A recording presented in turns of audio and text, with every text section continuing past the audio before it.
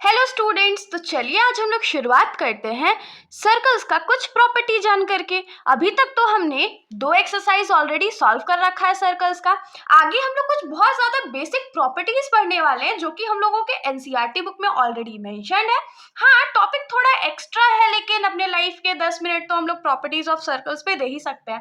तो चलिए शुरुआत करते हैं। तो सबसे पहले हम लोग इसमें जो पहला प्रॉपर्टी पढ़ेंगे वो क्या है। तो पहला प्रॉपर्टी जो है वो कहता है कि the angle subtended bye an arc eight the centre is double the angle subtended bye it at any other point on the remaining part of the circle. तो इस क्वेश्चन में या इस जो पहला पॉइंट है हमारा, उसमें हम लोगों को बोला गया है कि अगर एक सर्कल में एक आर्क है, सर्कल में तो आर्क होता ही, हम लोग फिगर से भी समझेंगे अभी। तो सर्कल में जो एक आर्क है वो दो तरह के एंगल्स बनाएगा। एक एंगल वो सेंटर पे बनाएगा और दूसरा एंगल वो कहीं पर भी बना सकता है सर्कल का रिमेनिंग पार्ट पे।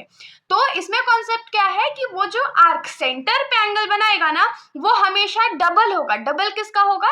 जो वो आर्क दूसरे पार्ट्स पर एंगल बनाएगा। अब इसको समझेंगे कैसे, तो समझना और भी आसान है। कैसे आसान है? तो सबसे पहले एक सर्कल ड्रॉ कर लेते हैं। परफेक्ट सर्कल बनाया क्या बिना कंपास के? तो प्रैक्टिस करना इसीलिए बहुत ज्यादा जरूरी है। मान लेते हैं ये हमारा सेंटर है और आर्क हम लोग एक ड्रॉ कर लेते हैं। आर्क ड्रॉ करना तो जरूरी हो जाएगा ना।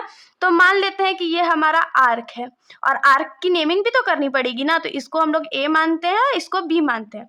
तो देखिए, इस आर्क से हम लोग एक एंगल सेंटर पे ड्रॉ कर सकते हैं और मान लीजिए सेंटर का नाम ओ है। तो ये हमारा angle at the centre by an arc हो जाएगा। और मान लीजिए इसी आर्क से हम लोग एक और एंगल ड्रॉ करते हैं रिमेनिंग पार्ट पे। तो रिमेनिंग पार्ट में तो कोई भी कहीं पर भी बना सकते हैं। यहाँ बनाइए, यहाँ बनाइए, यहाँ बनाइए, जहां आपको बनाने का मन है वहां आप लोग बना सकते हो।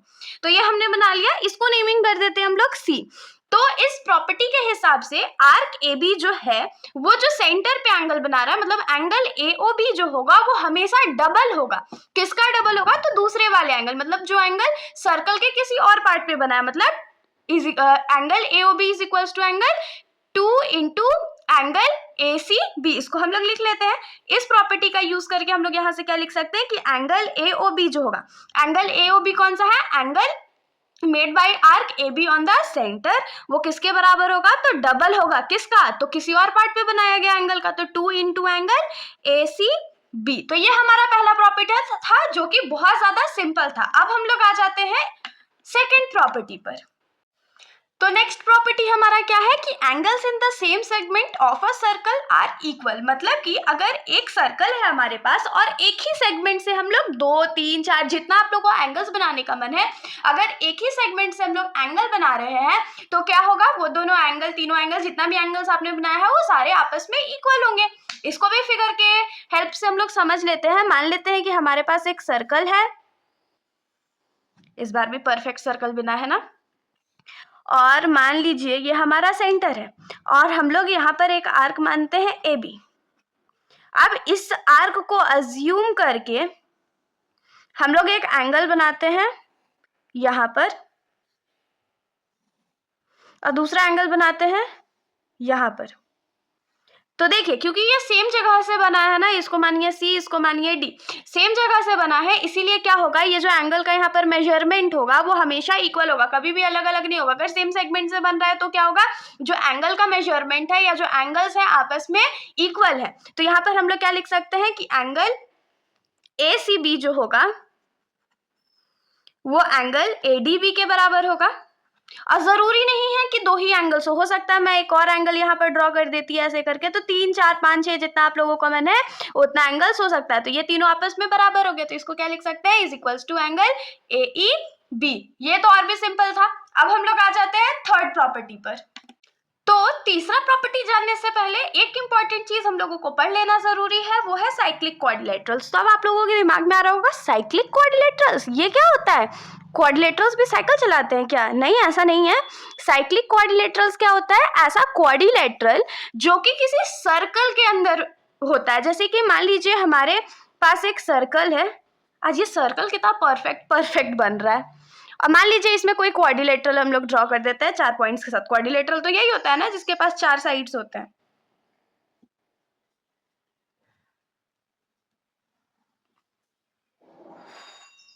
मान लीजिए ये वाला पॉइंट है, हाँ इसका नेमिंग कर देते हैं ए बी सी और डी। तो देखिए सर्कल के अंदर हमारा क्वाड्रिलेटरल लाई कर रहा है ना, इसीलिए इसको हम लोग क्या बोलेंगे, साइक्लिक क्वाड्रिलेटरल। मतलब कि when a quadrilateral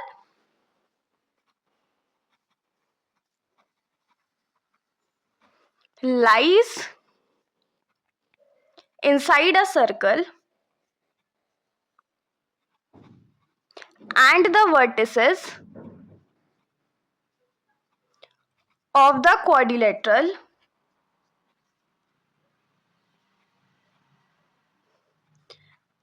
lies on the boundary of the circle,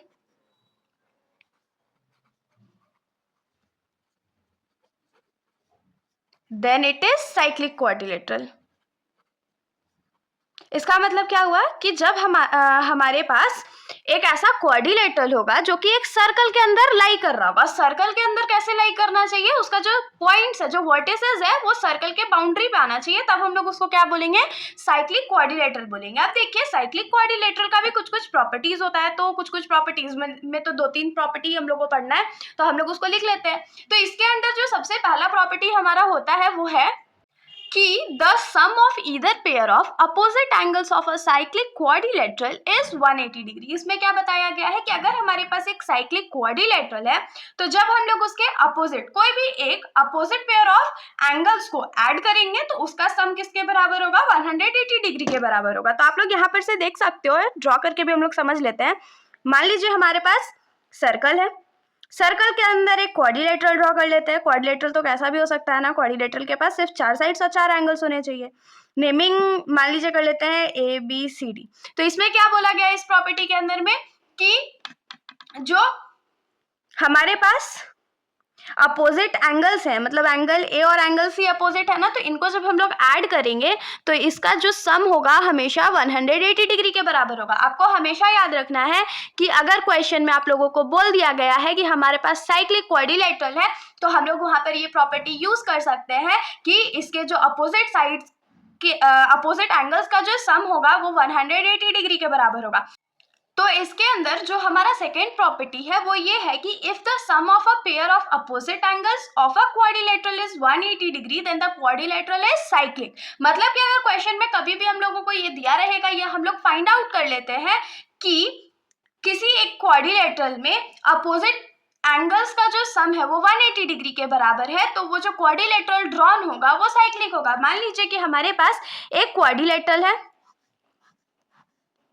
A B C D, और हम लोगों को कैसे भी पता चल गया कि एंगल ए और एंगल सी का जो सम है वो 180 डिग्री के बराबर है, तो A B C D quadrilateral जो होगा वो साइक्लिक क्वाड्रिलेटरल हो जाएगा। तो हम लोग कैसे लिखेंगे इसको कि if angle A plus angle C का जो सम है वो 180 डिग्री के बराबर है, तो देन यहाँ से हम लोगों को क्या मिलेगा कि A B C D is a cyclic quadrilateral.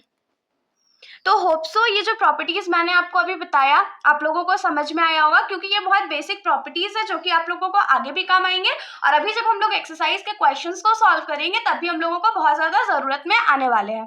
तो होप सो आप लोगों को मेरा सॉल्यूशन अच्छा लगा होगा, मेरा टेक्निक अच्छा लगा होगा समझाने का। तो अगर आप लोगों को कोई भी डाउट हो तो आप लोग बेशक कमेंट सेक्शन में पूछिएगा। बाकी अगर आप लोगों को वीडियो अच्छी लगी तो वीडियो को लाइक करिएगा और मेरे चैनल को बिना सब्सक्राइब करे कहीं मत जाइएगा। Thank you.